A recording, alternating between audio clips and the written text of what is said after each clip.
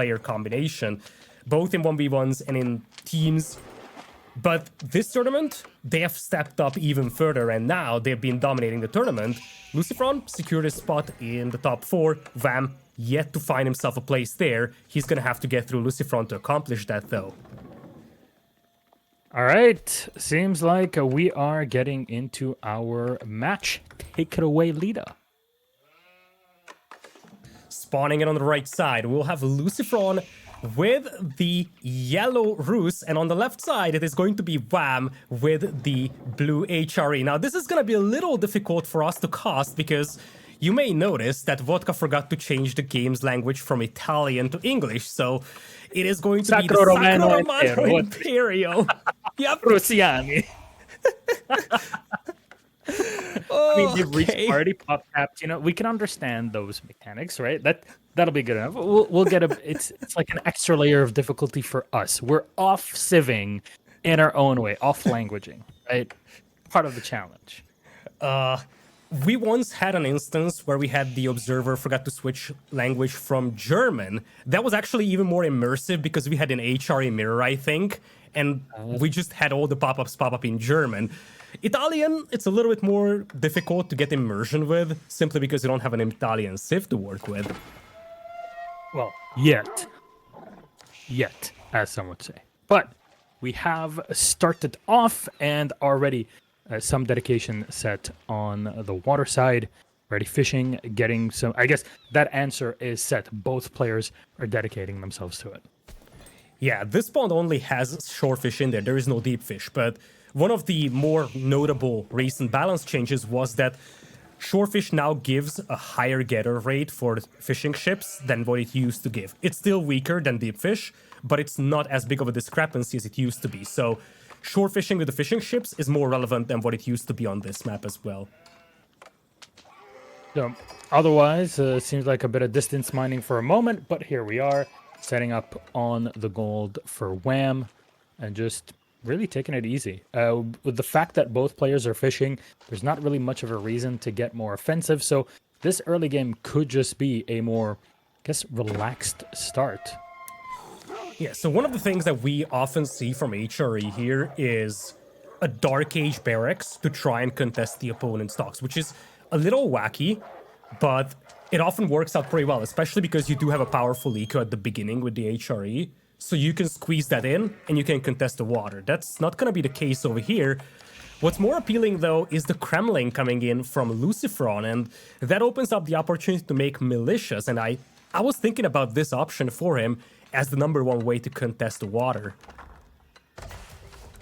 Yeah, because, I mean, you can really stagger things over time. You don't have to immediately, I guess, invest yourself in the militias early on in the game, but in case things get really dicey and, like you say, you need an army to protect yourself, well, suddenly you have that army, at least in the early to mid game, will be more than enough to protect you. So an investment, an extra one onto the water, which we're already seeing with the ships coming out, is going to be pretty useful. And there it is, our Capella is being set. Oh yeah, like, I looked at the top left and I was like, okay, which landmark is that? Because I can't identify it from the Italian name. Don't worry, folks, we're gonna get that sorted for the next game. For the time being, it's just some added level of immersion. Take that as like that. There you go. In that way, yes. I guess that's the Regnitz Cathedral that will come in. The 5 villas set on it, and it's in the Kremlin in the center, just setting up their economy so far. Loads of sheep being dragged in also, so wonder how good the scouting has been, but a bit of aggression actually going down on the fish, trying to pressure that dock early on, and that's going to be a big help here to skew the economy in the hands of LucifroN. Yeah, and there come the militia as well. So LucifroN, obviously leveraging that faster feudal age, converts one of the fishing ships into combat vessel, and he also has 2 militias to torch down that dock with. So it's a decent start, and it's going to take some additional time until Wam gets the first galley out. But I'm not sure if he can actually take this dock down in time to prevent that galley from popping out. Doesn't seem like it. You don't really have much to work with. in this case. And there it is, Wham already on the feudal age. So that's an advantage that's being used up, trying to delay. Look at those fishing ships just trying to run away, but a lot of burn damage being done to them. And a second ship is gonna go down. Looking comfortable here. LucifroN just harassing and keeping Wham on his toes. Yeah, Militia did expire, so that's all the torch damage that he could have gotten out of those. There should be 2 more Militia somewhere on the field, but I think they're just now reaching the dock. So the dock is going to stand, which means that Wham is going to maintain some naval presence. There's some extra naval presence coming out here. It's going to force the ships back for LucifroN. At least he's got some support in the back with the extra ships by his hand. There it is, an extra ship being spawned in, and the militia's dying off. So there's not much really that you can do in this space. He's constantly being forced back. Finally, Wham dedicating himself a bit more to the water, but you have to be careful with the early advantage that LucifroN was able to get. Maybe it'll be too much to handle on the early game. Maybe wanting to focus on those fishing ships, and already one going down. The second has to fall back. Not too shabby for the Rus. Oh, lovely demo, though. Oh, the demo goes in. Oh. It's right. Come on, man. Oh, he could have popped it. Wasn't paying attention. And now there's the counter demo. Villager could go down. Another one going in. And there it is, taking a while, taking the ship down with it, and that dock might just be forfeit. It's already taken a lot of damage. Oh, lovely snipe on the second demo as well. Wham just wasn't able to get any connections in there. Now he's got a man-at-arms to push away the militias with, but it's coming too little too late. Fishing Eco gone, dock is gone, and LucifroN is going to have water control. This is sick now with your dock being lost. You're just focusing on it. You don't really care about the militia in this situation. Keep on focusing the dock, and an extra fire here might just spell the end of it. There it is. So predicted properly, I have to say, Lita. The question was how much docking will be happening on here. It turns out quite a bit, just for that early game fishing economy. The second dock is being built up very quickly here. No reaction from LucifroN just yet. The militia trying to take down the vills, but they're just not going to be able to get swords nearby. It's all looking good, and the dock has been brought up again. But the question is this worth the extra resources that you're putting into it as Wham in this case? Because LucifroN is probably not going to create too much more in this pond. Yeah, I was thinking about the same thing, because doubling down the water means that Wham wants to prevent any kind of fishing from LucifroN over here. Now, it's not like LucifroN has a gigantic fishing eco here, and this is a big investment from Wham to double down on this. The thing I don't necessarily like about this is more about the fact that right now Wham is playing a reactionary game. He's reacting to what LucifroN has on the map. So right now the initiative is in the hands of LucifroN. Now the good news is that Wham has a better resource bank. You see, he's stacking up resources for Castle Age, so with the strong HR eco, he might be able to get away with this. I guess that's probably the one thing that works out in Wham's favor, and is that, you know what, we have really good eco as HRE, so even if there's a bit more resources that are dedicated to a new dock, maybe it'll force LucifroN to just put more resources in the center and distract them, keep them so focused on that fight around our little pond that by the time Wham's eco is really up to snuff, it's not going to matter anymore, and it's just wasted resources in the center. And that's a good point. If you take a look at the pond, we have 3 combat ships right now for LucifroN. Wham is just now popping out his first ship here, so he kind of made this dock, and then didn't really make much with it, but forced LucifroN to invest quite considerably into reacting to it. So, in a way, I think this dock was more like a decoy, and this is what's shielding him to get up to Castle Age with the Ragna's Cathedral. Yep, it's all going to be set up now. He's going to have a cozy time going up into our Castle Age, and in that case, what would be the reaction? You're LucifroN, you've seen that for the past however many minutes, almost 10 minutes now, you've invested yourself in that lake, you've lost militias. Yes, they don't really matter much, but you've still invested a lot in the lake. Did you get as much out of it as you wanted?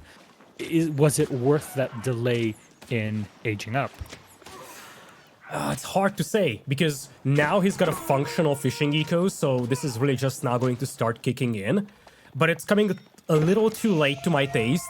The good news is that LucifroN has some knights on the field, so there is some map control and some map presence. But simply the water itself is yet to pay off, and this is going to give an edge for Vam in the next few minutes, I feel. Yeah, an extra spear is going to come out here. Should be enough to protect, but how long? Oh, one Vil is going to go down. Second one, at least the product is going to go down. There it is. That's their second Vil out, and stealing a sheep along the way. You call that BM or not, it's still something. It's something, right? Those man-arms, they're trying to make life miserable here, but they can't really accomplish much with so many combat ships in there. At least they make sure that LucifroN couldn't convert all of those combat vessels into fishing ships. He has to maintain some naval presence, so that's also going to take a bit of a punch on the eco of LucifroN.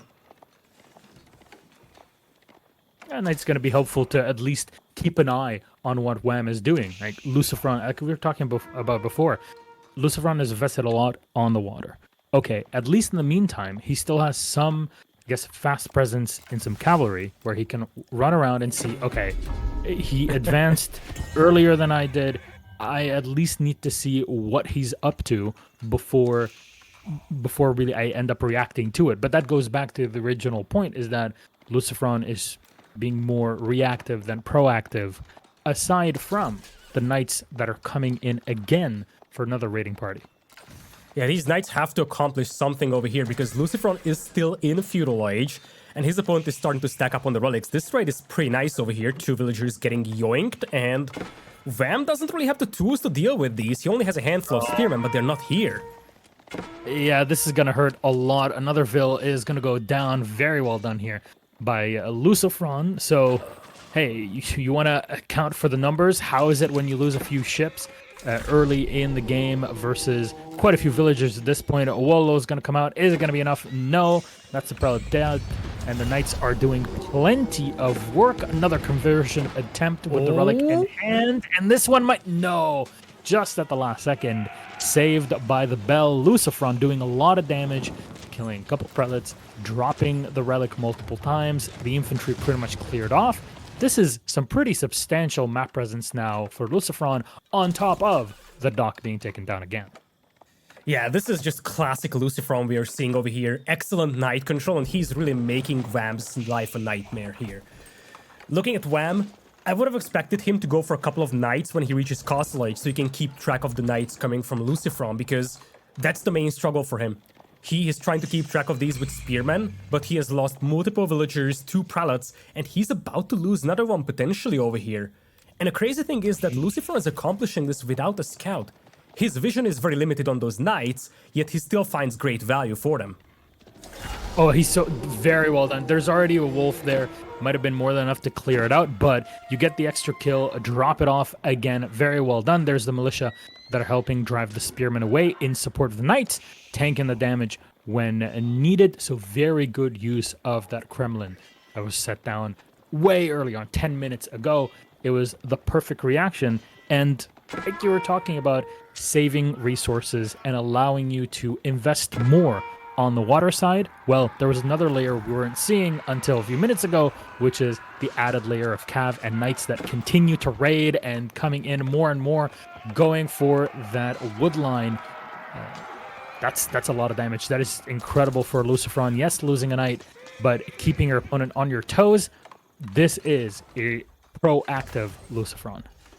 This is increasingly worrisome for Wam now. He's down by 26 eco. He has lost 14 villagers in this game. Obviously, he's playing the HRE, so his economy is very efficient. He's got 2 relics, but 14 villagers being lost is just way too big of a deficit to overcome. And now LucifroN is up to Castle Age. He can start picking up the relics himself. He also has the passive gold generation from his Castle Age landmark. And look at that, he's still out there with the presence of the knights, denying those relics.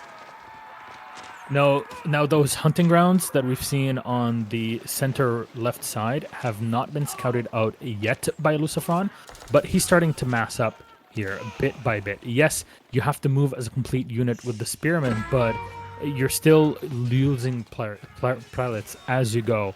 And those knights, they're going to keep going. You're sacrificing the militia because you don't really care about their existence in this way. As sad as it is to say, that's very much the reality of it. And are they going to be able to snipe yet another one? No, there's enough spearmen at least trying to go for an extra bit of lost gold. But a knight going down, a quick rush, the conversion, can it connect? Might not matter here. The knight has run away, but already gotten one snipe. Not too bad, despite a relic. Probably going back home. It's still great value there for Lucifron. He's delaying those relics, and look at that. He's lurking for that one pallet. That's so annoying. That is so annoying. He's going to push it on the villager. Maybe the wrong decision here, but that is with the hindsight of us seeing the prelate moving in with the relic in hand. Knight's going to be able to spot him at some point here, but damage has been done. Knight's gone down, but that is still a lot of value for just a couple knights. That's tremendous value, and talk about that. Once again, that is going to be possibly another pellet being taken down. Lucifron, this was the story for him the entire tournament, that knight control being so good and just being so efficient with the army units, the army control. That is the story again in this game.